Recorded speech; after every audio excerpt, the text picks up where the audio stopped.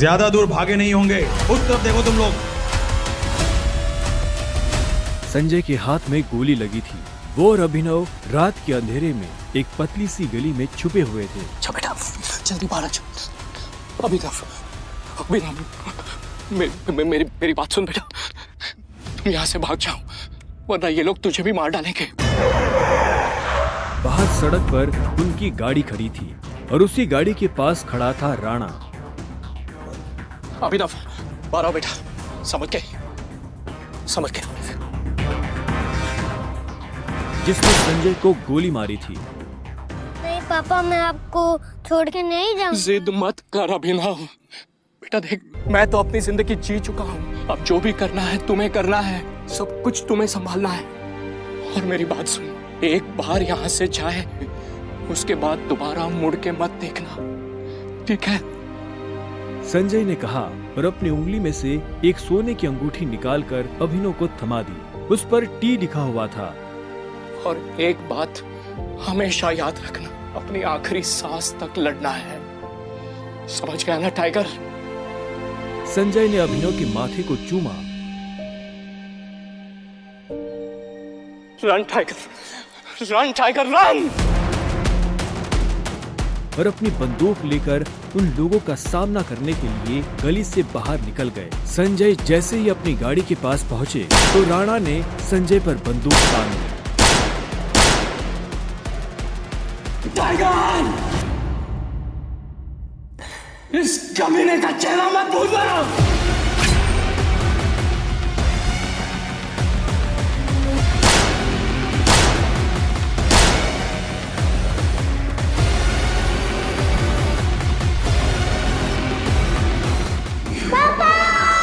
अभिनव चिल्लाया और अचानक से उसकी नींद खुल गई।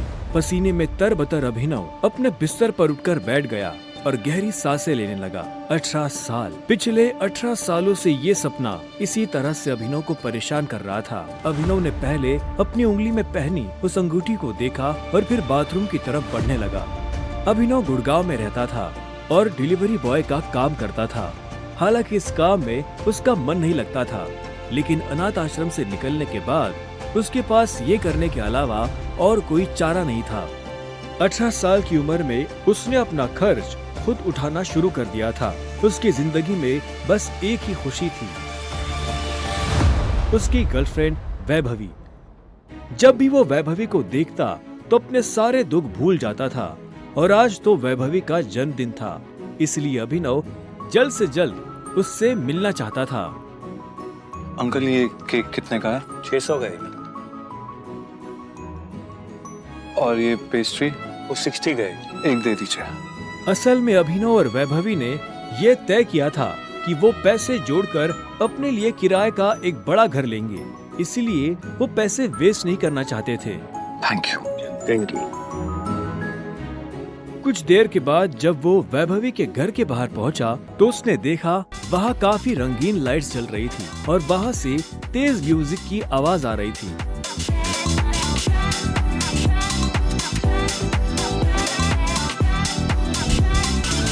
वैभवी, ये सब क्या है? ये कौन है वैभवी? देख नहीं रही है, डिलीवरी बॉय है। पर हम तो केक मंगवा चुके थे ना, फिर तूने ये पेस्ट्री क्यों मंगवाई? ओह, याद आया, ये तो वही डिलीवरी बॉय है ना जिसको तू डेट कर रही थी।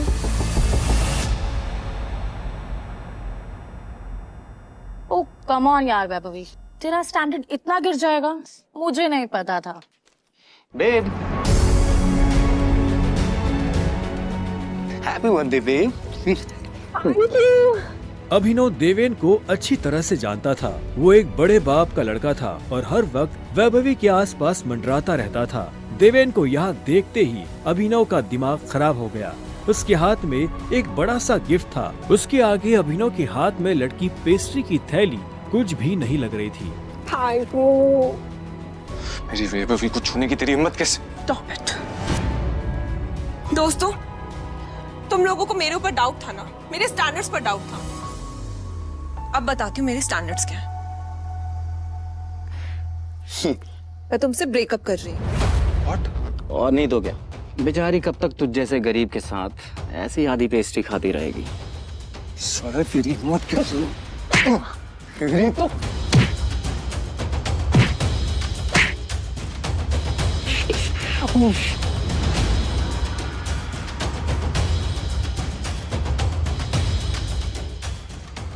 ये तुमने ठीक नहीं किया वैभवी।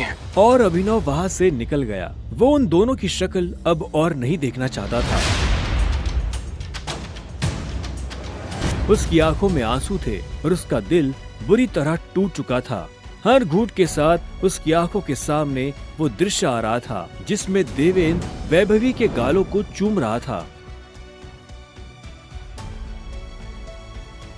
ये तुमने अच्छा नहीं किया वैभवी, तुमने बिल्कुल अच्छा नहीं किया। बहुत गलत किया तुमने मेरे साथ, बहुत गलत किया। अभिनव धोखे के नशे में डूबकर बेहोश हो चुका था, लेकिन उसके लिए ये रात यहाँ खत्म नहीं होने वाली थी। उधर जब अभिनव सड़क पर बेहोश हो गया था, तब इधर सनी सिंह अपनी गाड़ी में बैठा बेचैन हो रहा था। सनी सिंह की बहन अनन्या उसके गले का कांटा बन गई थी। सनी अपने दादा हरदेव पाल सिंह की नजर में आने के लिए और अनन्या को रास्ते से हटाने के लिए कुछ भी कर सकता था, और आज वो अपनी गाड़ी में अपने आदमियों के साथ निकल पड़ा था अपनी बहन को सबक सिखाने के लिए।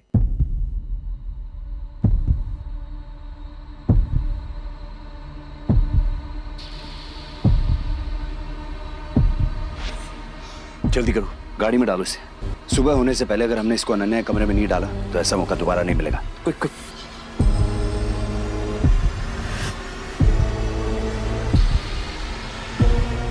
सनी के आदमी अभिनव को उठाकर सीधा रूम नंबर 409 में घुस गए।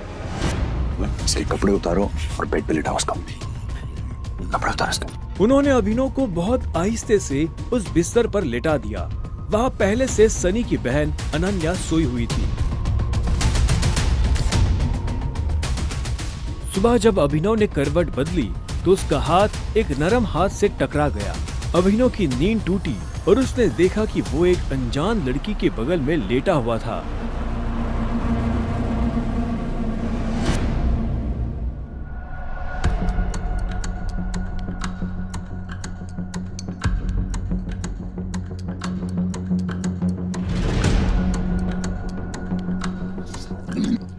कौन हो तुम? तुम मेरे कमरे में क्या कर रहे हो? तुमने मेरे साथ क्या किया? अबे नहीं, वो भी इस हाल में। छी छी छी छी छी छी छी। शेम ऑन यू बहना। मुझे तो तुम्हारे कैरेक्टर पर हमेशा से डाउट था। कितनी बार मैंने दादाजी को समझाया, बोला, पर हर बार बोले मेरी अनन्या ऐसा नहीं कर सकती। लो, कर दिया तुम्हारी अनन्या ने ऐसा। अब पता है दादाजी को उनकी पोती की ये जो रंग रलियां चल रही है, इनका से लाइव टेलीकास्ट दिखाने के लिए मैंने उन्हें यहाँ बुला लिया। भाई मुझे नहीं पता, भरोसा करिए। क्या हुआ, कैसे हुआ? मैं जानती तक नहीं इस लड़के को, नहीं जानती भाई। मैं भी, हम दोनों के बीच में कुछ भी नहीं हुआ। नहीं। इससे पहले कि अभिनव सफाई देता, अनन्या और सनी के दादा हरदेव पाल सिंह कमरे में पहुंच चुके थे। उनके पहनावे से समझ आ रहा था कि वो बहुत अमीर आदमी थे। अनन्या को इस हाल में देख उनकी आंखें गुस्से में लाल हो गई थी। मुझे तुमसे ये उम्मीद नहीं थी। दादाजी, आप जैसा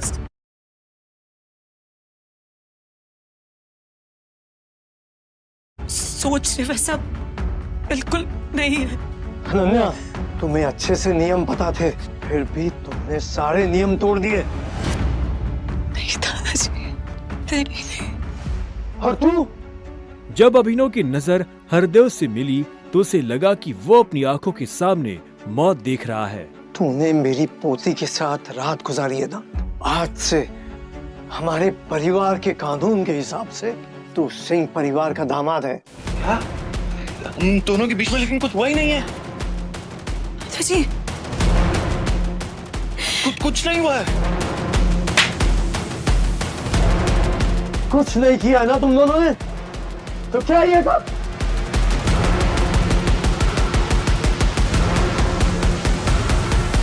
इससे पहले कि अभिनव कुछ समझे, हरदेव के आदमियों ने उसे मारना शुरू कर दिया था। अभिनव हरदेव की उम्र का लिहाज कर रहा था इसलिए उसने अपने आप को रोक लिया था। अनन्या, इसे हॉस्पिटल भेज देना ताकि शाम को अकरम की पार्टी में आने के लिए ठीक ठाक से तैयार हो जाए। और याद रखना, मुझे शाम को अकरम की पार्टी में ये तुम्हारे साथ जरूर नजर आना चाहिए।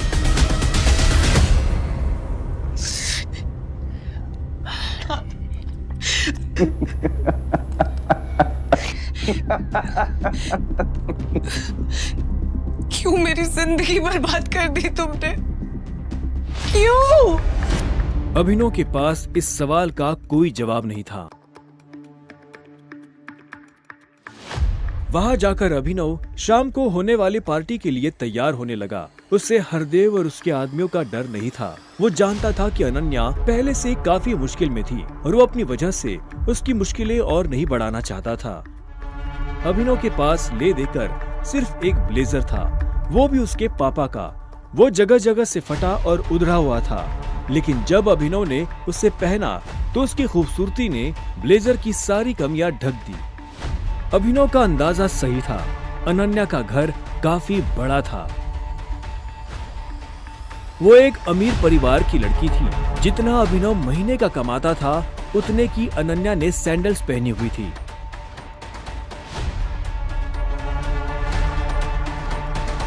अनन्या की आंखों में दिख रहा था कि वो अभिनव से कितनी नफरत करती थी। अभिनव भी पार्टी में इतने बड़े लोगों के बीच जाने से घबरा रहा था। उसी घबराहट में उसने कब अपने पापा की अंगूठी को उंगली में गोल गोल घुमाना शुरू कर दिया, उसे पता ही नहीं चला।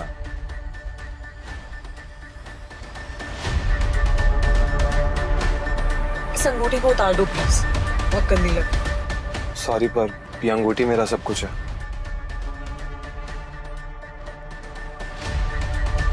अकरम का घर किले जैसा था, जिसके चारों तरफ बाउंसर्स बंदूकें लिए खड़े थे। जैसे ही अनन्या और अभिनव अंदर आए तो इतने में उसकी नजर देवेन से टकरा गई।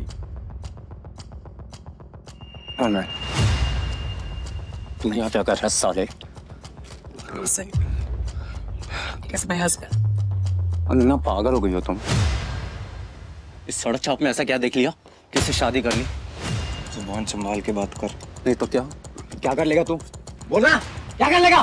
देवेन भी तैश में आ गया। अभिनव उसके ऊपर हाथ उठाने ही वाला था। इतने में उन दोनों का झगड़ा देख पार्टी का ऑर्गेनाइजर अकरम वहां पहुंच चुका था। क्या हो रहा है यहाँ?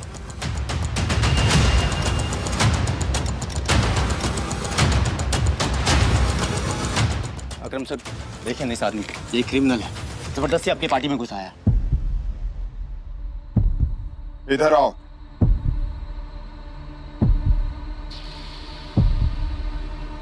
कौन हो तुम और यहाँ कैसे आए? एक्चुअली ये मेरे पति है। अकरम को अनन्या की बात पर विश्वास नहीं हुआ। तुम इस पार्टी में इनवाइटेड नहीं हो। इससे पहले कि मैं पुलिस को बुलाऊं, चले जाओ यहाँ से। Thank you Akram sir. Ananya, तुम भी इससे दूर रहो, साला गरीब कहीं का। रुको।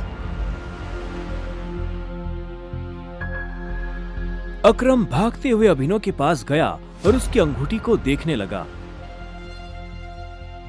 मुझे तुमसे कुछ जरूरी बात करनी है, अकेले में। अच्छा, चलो। अकरम ने कहा और अभिनव का हाथ पकड़कर उसे अपने साथ अंदर ले जाने लगा। अनन्या, देवेन, सनी और पार्टी में मौजूद बाकी लोग ये देख हैरान हो गए थे। कुछ देर बाद जब वो अकरम के कमरे में पहुंच गए तो अकरम ने दरवाजा बंद किया और अभिनव के पास आकर बोला, मैं तुम्हारी ये अंगूठी देखना चाहता। क्यों? डरो मत, मैं ऐसे मांगने वाला नहीं हूँ, बस मुझे इसमें कुछ देखना है, प्लीज।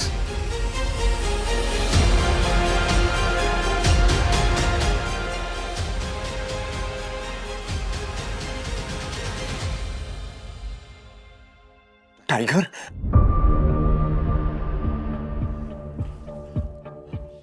टाइगर? अभिनव ने अकरम के मुंह से ये शब्द सुना तो वो हैरान हो गया। उसे अचानक से अपने पिता के वो आखिरी शब्द याद आ गए जो उन्होंने अभिनव से विदा लेते हुए कह दिए थे। Run tiger, run tiger run. लेकिन अभिनव हैरान था, उससे समझ नहीं आ रहा था कि अकरम ये सब कैसे जानता था। आखिरकार मैंने तुम्हें ढूंढ ही लिया टाइगर। टाइगर? हाँ, पिछले 18 सालों से मैं तुम्हें ढूंढने की कोशिश कर रहा हूं। तुम हमारे टाइगर हो, हमारी हजारों करोड़ों की एम्पायर के वारिस, जिसे हम 3 दोस्तों ने मिलकर शुरू किया था। मैं, तुम्हारे पापा संजय गढ़वाल और राणा अग्निहोत्री। वो देखो। इतना कहते ही अकरम ने दीवार पर टंगी एक तस्वीर की तरफ इशारा कर दिया, जिसमें संजय, अकरम और राणा तीनों मौजूद थे। राणा को देख अभिनव को झटका लगा।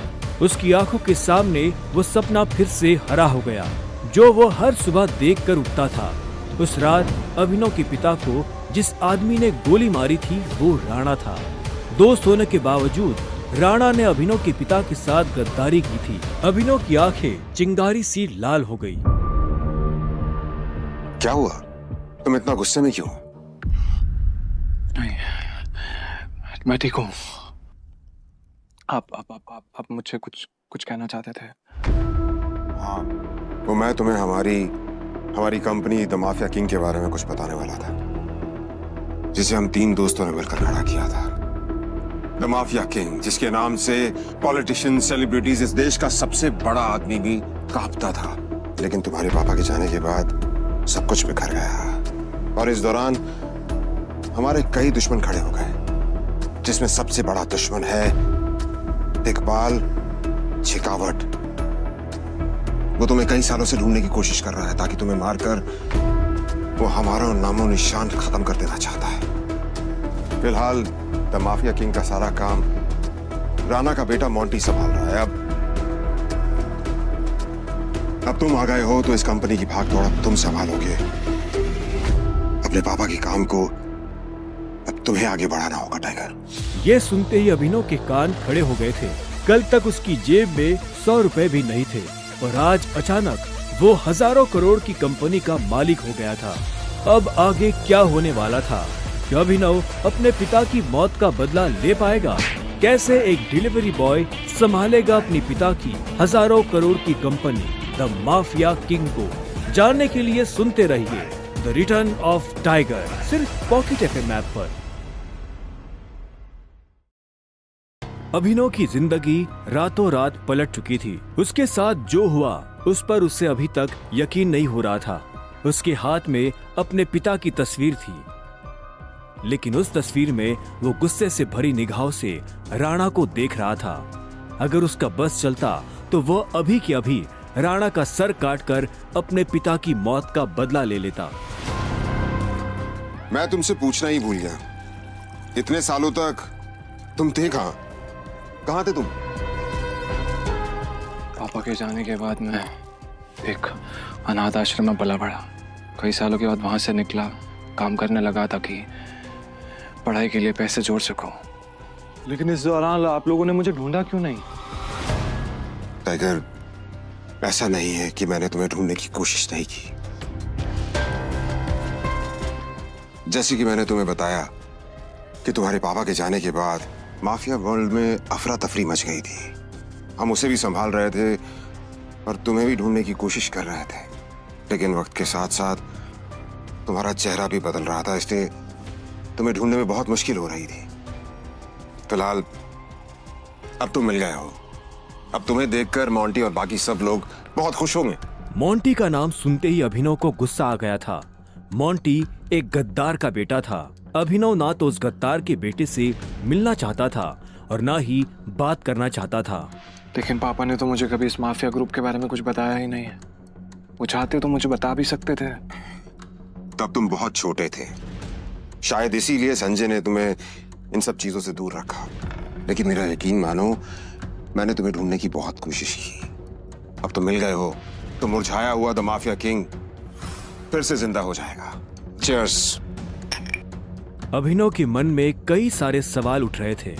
उसे समझ नहीं आ रहा था कि राणा का राज अकरम और बाकी लोगों को पता क्यों नहीं चला, और क्यों एक गद्दार का बेटा अभिनव की गद्दी पर बैठा हुआ था। इससे पहले कि अभिनव अपने आप को कोई जवाब दे पाता, अकरम उसके पास आया और उसने अभिनव को 50 करोड़ रुपए का एक चेक थमा दिया।